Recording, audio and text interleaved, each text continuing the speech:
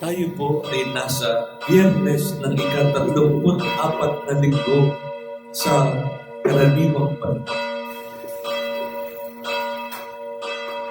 Purihin ang Panginoon, umawit ng kagatakan, at tugtugin ang gitara, at ang kaaya-ayang lira. Ipat ninyo ang trumpeta. Sa ngalan ng Ama, ng Anak, at ng Espiritu Santo. Amen. Sumainyo ang Panginoon at sumainyo. Mga kapatid, aminin natin ang ating mga kasalanan upang tayo maging marapat umanap sa banal na pagdiriwang. Panginoon, kaawaan mo kami. Panginoon, kaawaan mo kami. Kristo, kaawaan mo kami. Kristo, kaawaan mo kami. Panginoon, kaawaan kami. Panginoon, kaawaan kami. Tawaan tayo ng kapangyarihan Diyos. Patawarin tayo sa ating mga kasalanan at pagtubayan tayo sa buhay na walang hanggan. Amen. Manalangin tayo.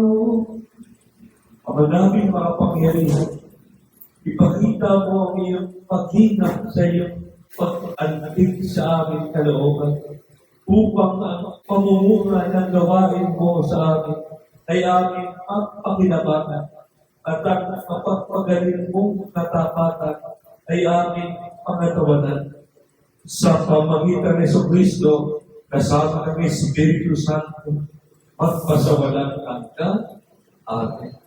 Unang pagbasa. Nagbasa mula sa aklat ni Propeta Daniel. Kung si Daniel ay nakakita ng isang malaking dagat na binabayo ng malakas na pagkakabila. Mula sa dagat ay may lumitaw na apat iba't ibang pagkakata. Ang una ay parang milyon, ngunit may pakpak ng agila. Nabunot ang mga pakpak nito, umangat ito sa lupa at lumayuti na tao.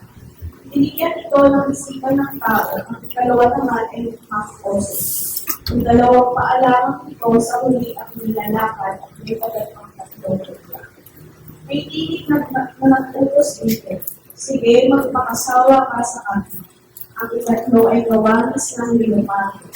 Ito'y may apat na pakpak sa likod, apat ang ulo at binigyan ng kapangyarihan. Pagkaraan, nakatapo ang ikaapat na hayop, nakakatakot itong tukilan ng mukhang napakalakas. Bakal ang bibig nito at kanso naman ang mga kamay. Minuluray ng bibig nito ang lamang makagat at pinalagyaman ang natirayo. Kaiba ito sa tatlong nauna pagkat ito'y may sampung sungay. Pinagmasdan ko kabuti ang mga sungay at nakita ko may tutulog ang isa. Ang tatlong sungay ay nabulot upang magkaroon ng kubang ang sungay na pinutulog. Ito ay tulad ng tao, may mga mata at nakapangingilabot ang sinasabi ko. Habang ako'y nakatingin, may naglagay ng mga tono na upo sa isa sa mga ito ang isang mabuting ay magpakailan. Umikinang sa kaputian ng kanyang kasuotan at parang latay na lana ang kanyang bulong. Ang trono niya ay naglilinig, ang mga bulong nito ay apoy na nagbibigay. Walang agos ng tubig ang apoy na binubuga mula sa trono. Ang naglilipot sa kanya isang milyon tukod pas ng milyon na kaantagan. Tumanda na siya sa paggawad ng hatol at binuksan ang mga aklat. Dahil sa kakilakilabot ng mga bagay na sinasabi ng sulat. Naaakit akong manood hanggang sa mapatay ang ikaapat ng hayop at ihati sa apoy. Yaong ibang hayop ay inalisan ng kapangyarihan, ngunit pinananatiling buhay ng kaunti pang panahon. Nagpuloy ang aking pangitan. Ang nakita ko naman ay isang hila taong nakasakay sa ulan. Bumaba ito at lumapit sa nabubuhay magpakailan. Binigyan siya ng kapamahalan ng parangalan at kapangyarihan. Siya ay maglilikuran ng lahat ng tao, bansa at wika. Ang pamamahala niya ay di matatapos at hindi mawawasak ang kanyang kaharian. Ang salita ng Diyos. Diyos. Salamat sa Diyos. Salmong Tubulo. Dakilaing papurihan ang poon magpakailanman. Napilain papurihan ng Panginoon magpakailan. Purihin ninyo ang Panginoon at mga bundok at mga burol. Awitan siya ng papuri at dakilaing magpakailanman. Napilain papurihan ng Panginoon magpakailan. Purihin niyo ang Panginoon lahat ng tumutubo sa lupa. Awitan siya ng papuri at dakilaing magpakailanman. Tugon. Purihin niyo ang Panginoon, mga buhay ng tubig. Awitan siya ng papuri at dakilaing magpakailanman. Tugon. Papurihan ng Panginoon magpakailan. Purihin niyo ang Panginoon, mga dagat at mga ilog. Awitan siya ng papuri at dakilaing magpakailanman. Tugon. Napilain papurihan ng Panginoon magpakailan. Purihin ninyo ang Panginoon, mga balyena at lahat ng nilikhang nasa tubig. Awitan siya ng papuri at dakilaing magpakailanman. Tugon.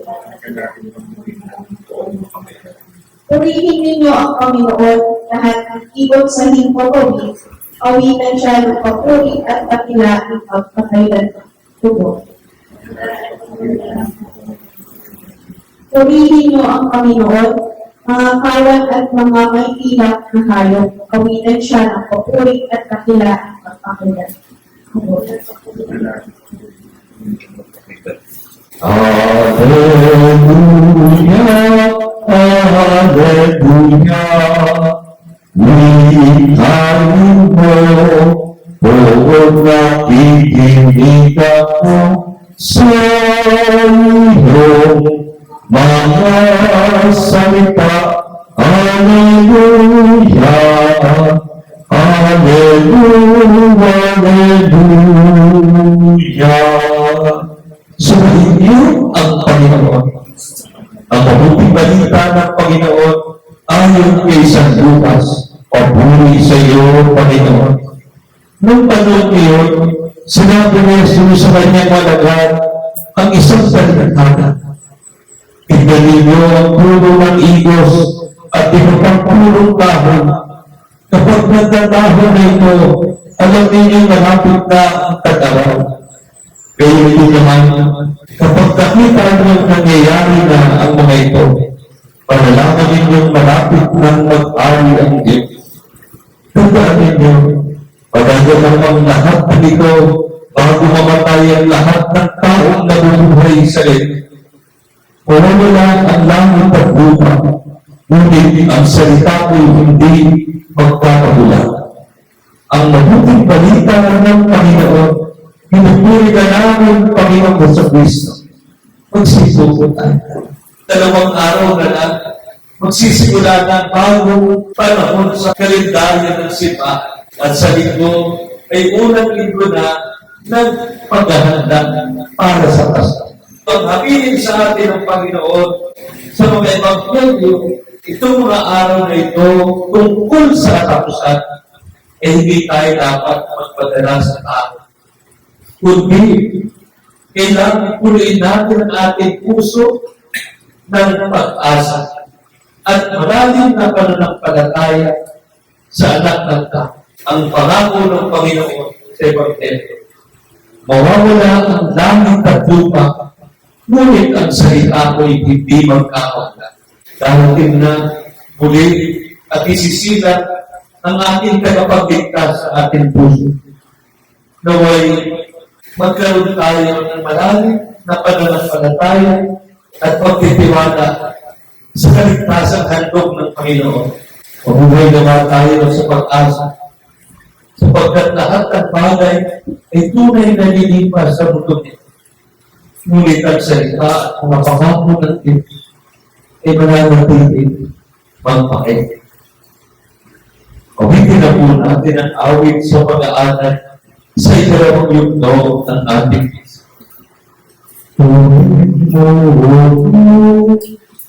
Ang pagkapiling mo, ang aking kalayaan, ang aking kaloob, ang isipan tunay, Ako, lahat ng hawak mo, lahat ng loob mo, lahat ay aking alay sa iyo. Mula sa iyo, ang lahat ng ito, muli kong handog sa iyo, at lubay maghari kita ayon sa kalooban mo.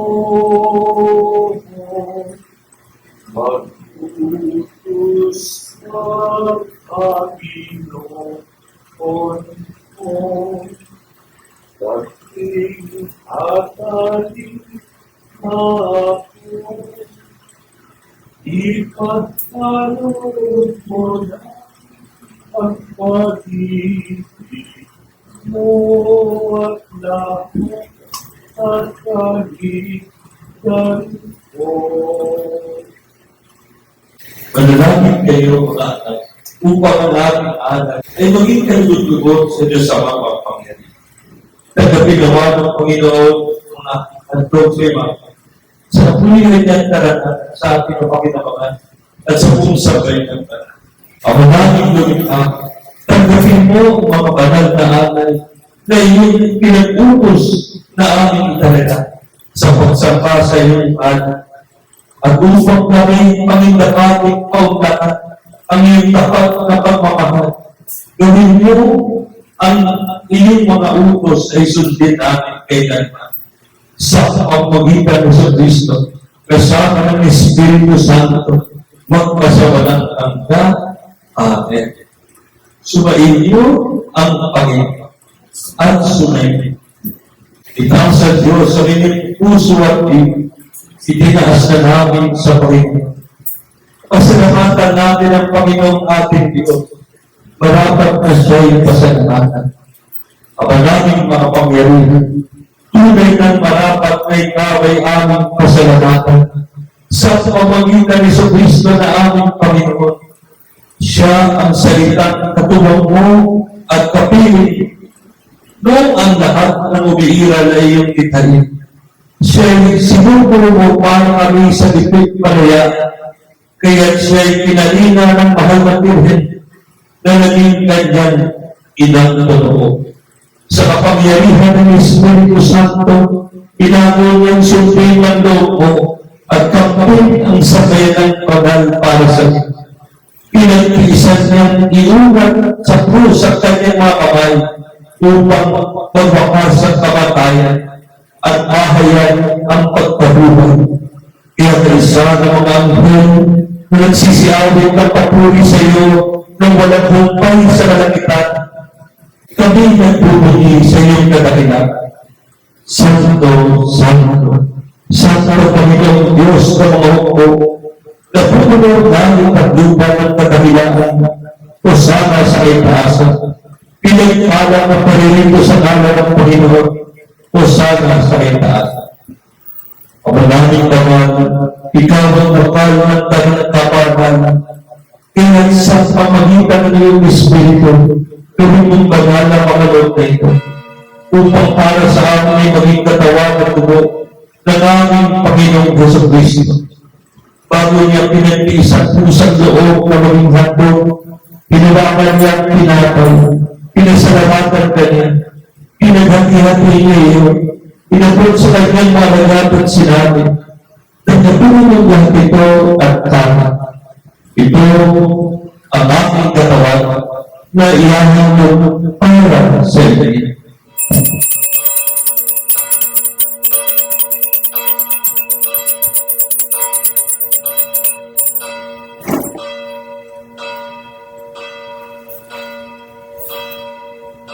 Ito naman, nang matapos ang hapunan, pinawakan niya ang alis, ulit na niyang pinasalamatan. Inabot niya ang alis sa kanyang malagad at sinabi, tanggapin mo lahat ito at ginamit. Ito ang alis ng aming dugo ng tawag walang hanggang tipan. Ang aming dugo ay bubuhos para sa inyo at para sa lahat. Sa pagpapatawad ng mga kasalanan, gawin niyo ito sa pag-alaala sa akin.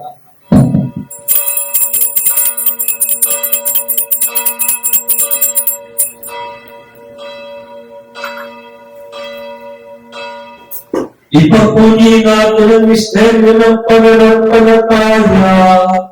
Si Kristo'y namatay, si Kristo'y nabuhay, si Kristo'y babalik sa wakas ng panahon. Ang mga ginagawa namin ngayon ang pag-alaala sa pagkamatay at muling pagkabuhay na iyong anak. Kaya tinaalay namin sa iyo ang tinapay na nagbibigay buhay at ang kalis na nagkakaloob ng kaligtasan. Kami nagpapasalamat dahil kami yung minarapat na tumayo sa harap mo para maglingkod sa iyo. Isinasako namin kami magsasalo-salo sa katawan ng dugo ng Kristo ay mabuklod sa pagkakaisa sa pamamagitan ng Espiritu Santo. Ama, lingapin mo ang iyong simbahang laganap sa buong daigdig. Puspusin mo kami ng pag-ibig. Kaysa ng aming Santo Papa Leon, ang aming obispo at kantanan kapalian. Alilahanin mo ang mga kapatid namin na hulayan nang may pag-asang sila'y mabubuhay. Inulit ang lahat ng napumanaw. Kawan mo silang patuloyin sa iyong kaliwanagan. Kawan mo pandapatin kami lahat na makasama sa buhay na walang wakas. Kaysa ng mahal na Birhen Maria, Ina ng Diyos, ni San Jose, kaysa ng mga apostol at lahat ng mga banal na namumuhay dito sa daigdig ng kalugod-lugod sa iyo. Na ipagdiwang nawa namin ang pagpupuri sa ikraran sa pamagitan ng anak na aming Panginoong Jesucristo. Sa pamagitan ng Kristo kasama niya at sa Kanya, ang lahat ng parangalan papuri sa iyo ito sa mga pangyarihan. Kasama ng Espiritu Santo, magpasawalang hanggan. Amen. Sa pagbubuhay ng mga nanagagaling na utos at turo ni Jesus na Panginoon natin at Diyos, ipahayag natin ng lakas loob. Ako namin sumasalangit ka. Sa kahilingalan mo, papasamin ng kaharian. Sundin ang loob mo sa lupa para sa langit. Bigyan mo kami ngayon ng aming kakanan sa araw-araw at patawarin mo kami sa aming mga sala para ng pagpapatawag namin sa nagkakasala sa amin. At huwag mo kami ipahintulot sa tukso at iadya mo kami sa lahat ng masama. Amen. Inihilig namin kami iadya sa lahat ng masama. Pagkalooban mo kami paan araw-araw, iligtas sa langit at ilayo sa lahat ng kapahamakan. Samantalang aming pinananabigan ng dakilang araw ng pagpapahayag ng tagapagligtas namin sa Jesucristo. Sapagkat iyo ang kaharian at ang kapangyarihan at kapulihan magpakailanman. Panginoon sa Kristo, sinabi mo sa iyong apostol, kapayapaan ang iniwan ko sa inyo. Ang aming kapayapaan ay binibigay ko sa inyo. Tuguyan mo ang aming pananampalataya at huwag ang aming pagkakasala. Pagkalooban kami ng kapayapaan at pagkakaisa ayon sa iyong kalooban. Kasama ng Espiritu Santo, magpasawalang hanggan. Amen. Ang kapayapaan ng Panginoon ay natin sumayo. Pagbigayan tayo ng kapayapaan sa isa't isa. Kundero ng Diyos na nag-aalis ng mga kasalanan ng sanlibutan, maawa ka sa amin. Kundero ng Diyos na nag-aalis ng mga kasalanan ng sanlibutan, maawa ka sa amin. Kundero ng Diyos na nag-aalis ng mga kasalanan ng sanlibutan, ipagkaloob mo sa amin ang kapit.